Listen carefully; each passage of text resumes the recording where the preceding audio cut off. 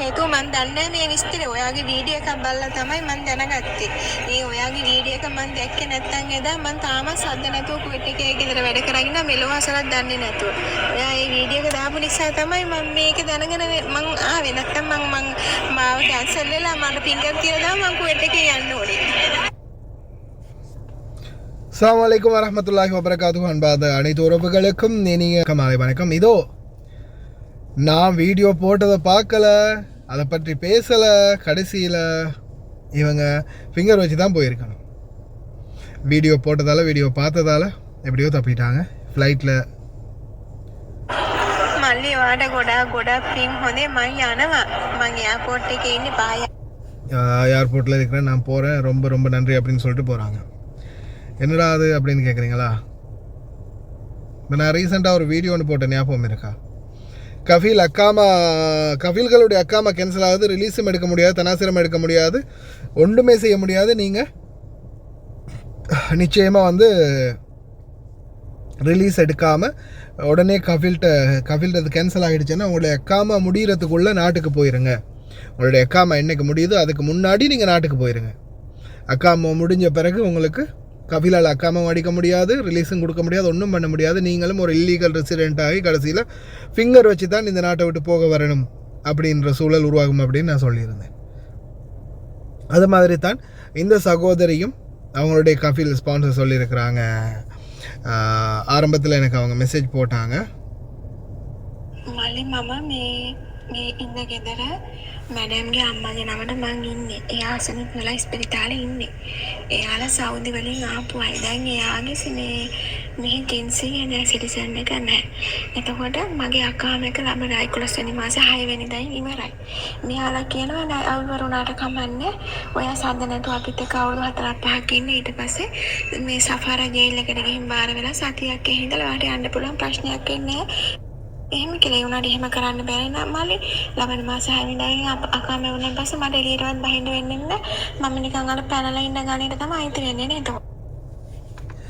அப்போ தம்பி இப்படி தான் இவங்க சவுதியிலேருந்து வந்தவங்க, இவங்களோட எல்லாமே கிளியர் ஆகிடுச்சு. இப்போ எனக்கு அக்காமா வார 6ஆம் தேதி முடியுது. 6ஆம் தேதி முடியுது, அதாவது நாளைக்கு அக்காமா முடியுது. இன்றைக்கி போயிட்டாங்க நாட்டுக்கு. இவங்க சொல்கிறாங்களா இருக்கும் வரைக்கும் இருங்க, நாங்கள் அப்படி தான் இருக்க போகிறோம். இருந்துட்டு போகும்போது சாஃப்ர் ஜெயிலில் போயிட்டு ஒரு வாரம் ஜெயிலில் இருந்துட்டு போயிடலாம் அப்படின்னு நான் பார்த்தா, நான் உடனே அவங்களுக்கு நான் கொடுத்த பதில் என்ன, ඔයා මේ රටේ නීති අනුකූලව ඉඳලා නීති විරෝධීව ෆින්ගර් තියලා මේ රටෙන් පිටවල් කරන්නේ.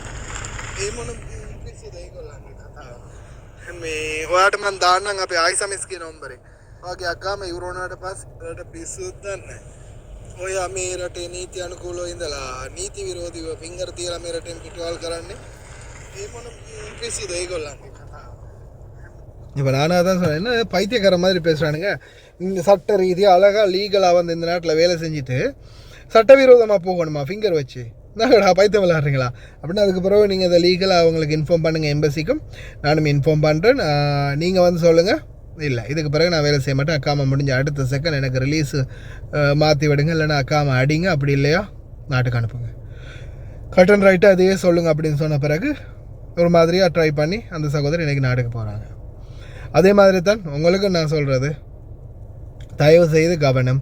அக்காமா ஏஜென்சியாக கேன்சல் ஆகிடுச்சு, அது பார்த்து செஞ்சு தரேன், போகும்போது அதை நான் பார்த்துக்குவேன், ஏர்போர்ட்டில் அப்படி பண்ணுவேன் இப்படி பண்ணுவேன், எந்த பையில் அடித்தாலும் வேலை இல்லை. எங்கேயுமே வாஸ்தாயில் உங்களுக்கு தெரியும், எவ்வளவு தான் பில்டப் கொடுத்தாலும் கடைசியில் ஃபிங்கர் வச்சு ஜெயிலில் இருந்து தான் போக வரும். அதால் தயவு செய்து எக்காரணத்தை கொண்டும் அவங்க சொல்கிற கதையை நம்பி ஏமாறாதீங்க. யார் என்ன சொன்னாலும் டைரெக்டாக நீங்கள் சொல்லுங்கள், அக்காமா முடிஞ்சால் ஒன்று எனக்கு ரிலீஸை கூட இல்லையா நாட்டுக்கு அனுப்பு, நான் போகிறேன், அது மட்டுமே சொல்லுங்கள். அப்படி இல்லாத பட்சத்தில் கடைசியில் நீங்களும் ஃபிங்கர் வச்சு தான் போக வரும். தயவு செய்து கவனம்.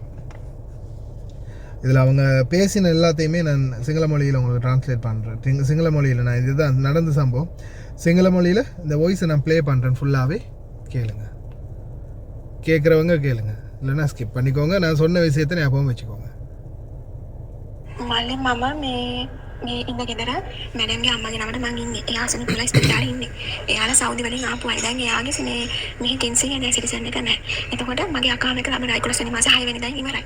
මෙයාලා කියනවා නෑ අවුරුදු වරුණාට කමන්නේ. ඔයා සඳනට අපිට කවුරු 4-5ක් ඉන්නේ. ඊට පස්සේ මේ සෆාරා ජේල් එකට ගිහින් බාර වෙලා සතියක් ඉඳලා වාට යන්න පුළුවන් ප්‍රශ්නයක් වෙන්නේ නෑ. එහෙම කියලා උනාට එහෙම කරන්න බැරි නම් මල්ලි ළමයි මාසේ 6 වෙනිදා අකා මේ වුණාට පස්සේ මට ඊටවත් බහින්න වෙන්නේ නෑ. මම නිකන් අර පැනලා ඉන්න ගානට තමයි අයිති වෙන්නේ නේ එතකොට.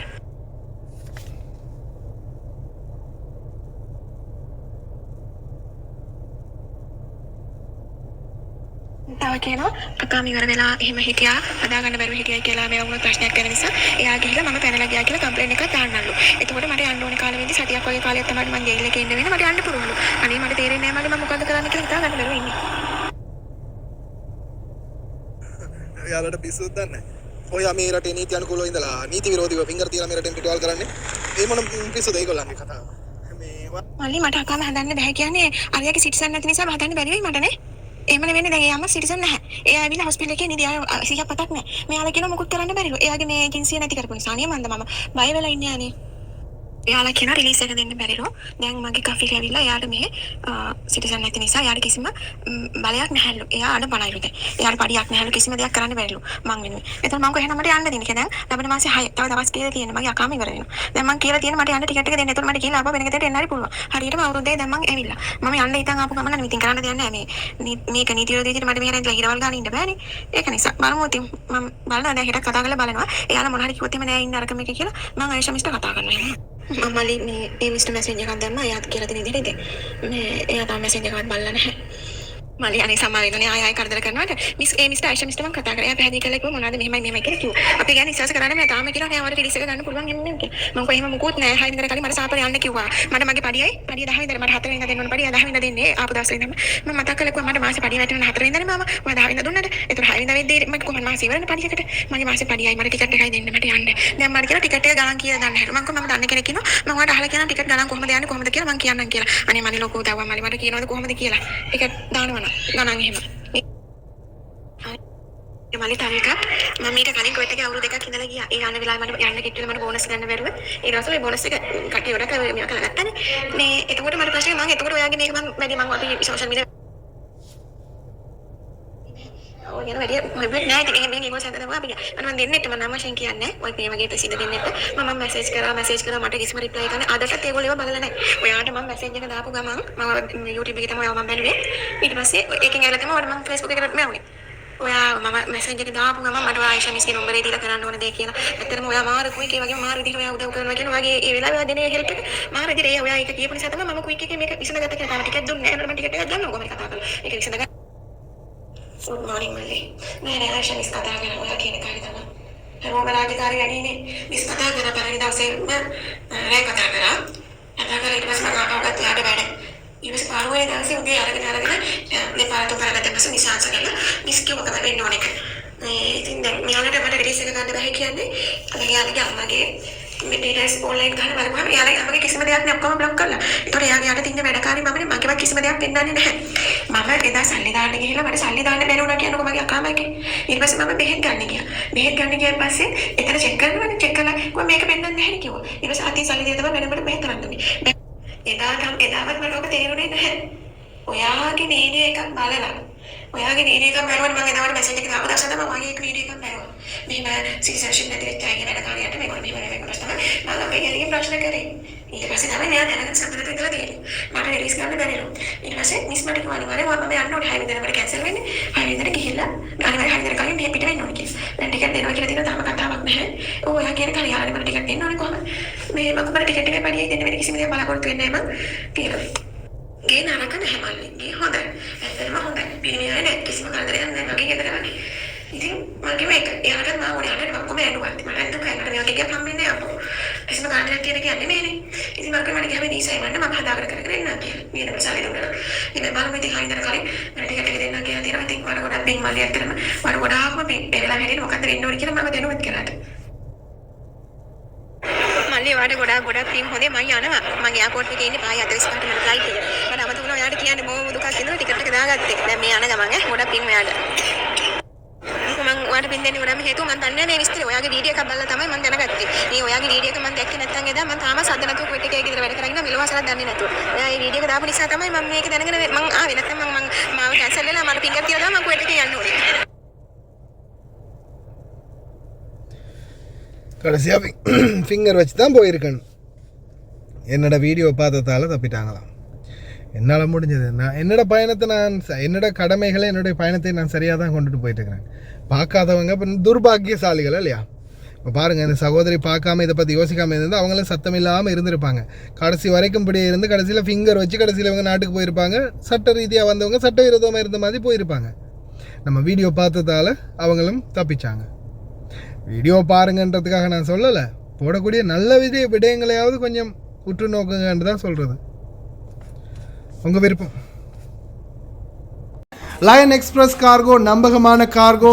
இதோ நீங்களும் தொடர்பு கொண்டு உங்களுடைய கார்கோ பொருட்களை அனுப்பலாம். 90 93 61 67 தொடர்புக்கான இலக்கம் 66 16 84 14. இன்னும் ஒரு இலக்கம் 55 17 27 47. அதே போல் இன்னும் ஒரு இலக்கம் 50 53 79 39. இன்னும் ஒரு இலக்கம் 99 69 84 94.